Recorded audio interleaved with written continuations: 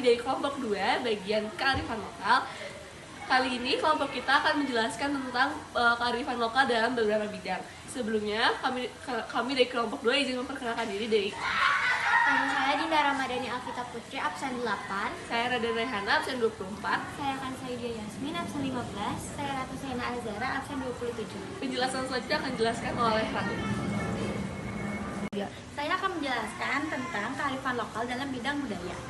Kearifan lokal adalah pandangan hidup dan ilmu pengetahuan serta berbagai strategi kehidupan yang berwujud aktivitas yang dilakukan oleh masyarakat lokal dalam menjawab berbagai masalah dalam pemenuhan kebutuhan mereka.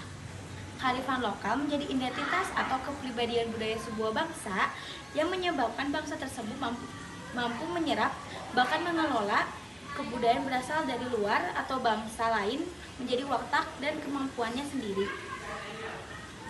Nah, aku bakal ngejelasin dampak negatif dan dampak positif dari kearifan lokal dalam bidang budaya.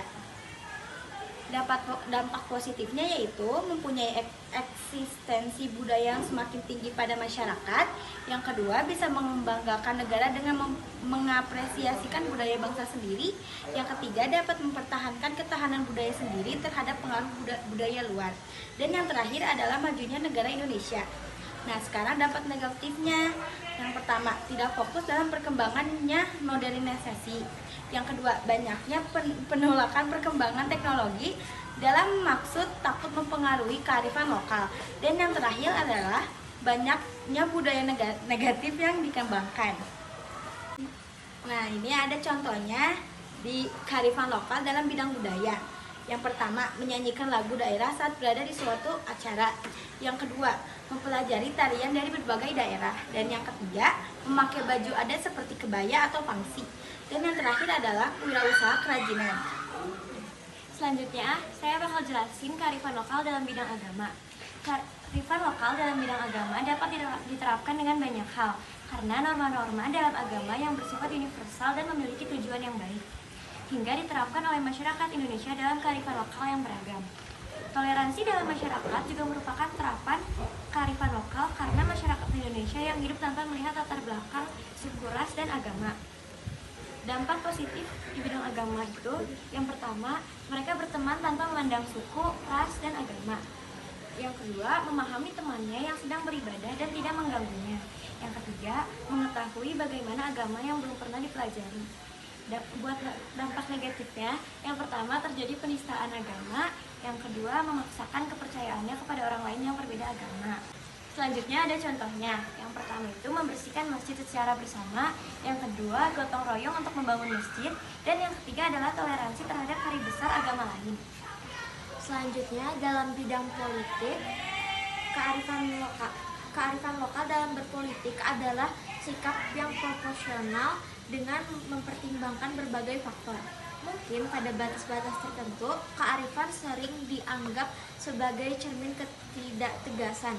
Padahal antara keduanya bukanlah konsep yang bisa dipertentangkan. Antara kearifan dan ketegasan bukan sikap yang saling menafikan, tapi bisa menjadi kombinasi yang sangat konstruktif.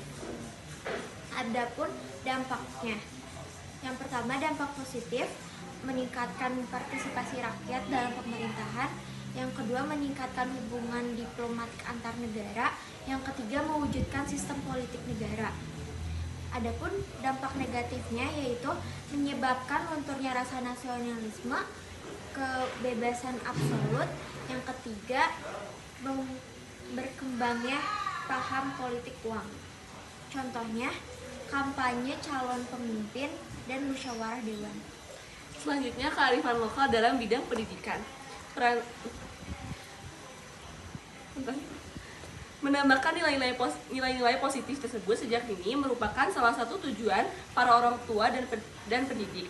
Maka para guru di setiap sekolah pun menetapkan berbagai macam program dan kegiatan yang mengandung nilai-nilai kearifan lokal.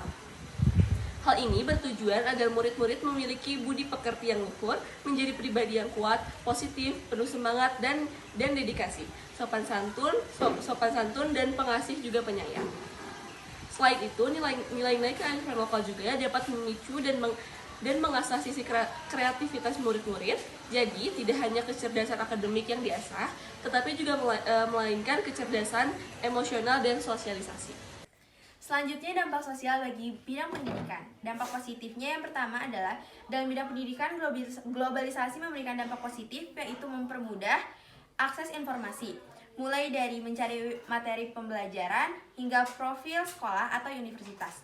Lalu dampak negatifnya ada, salah satunya adalah konten yang tidak sesuai untuk belajar. Misalnya, tayangan kekerasan atau pornografi tentunya sangat tidak baik untuk dikonsumsi oleh pelajar karena bisa memberi pengaruh buruk, pengaruh asing yang tidak baik, dan khususnya yang bertentangan dengan budaya Indonesia. Contohnya yang pertama ada musyawarah memiliki ketua kelas, yang kedua jadwal piket dan kerja bakti, lalu yang ketiga saling kepada guru.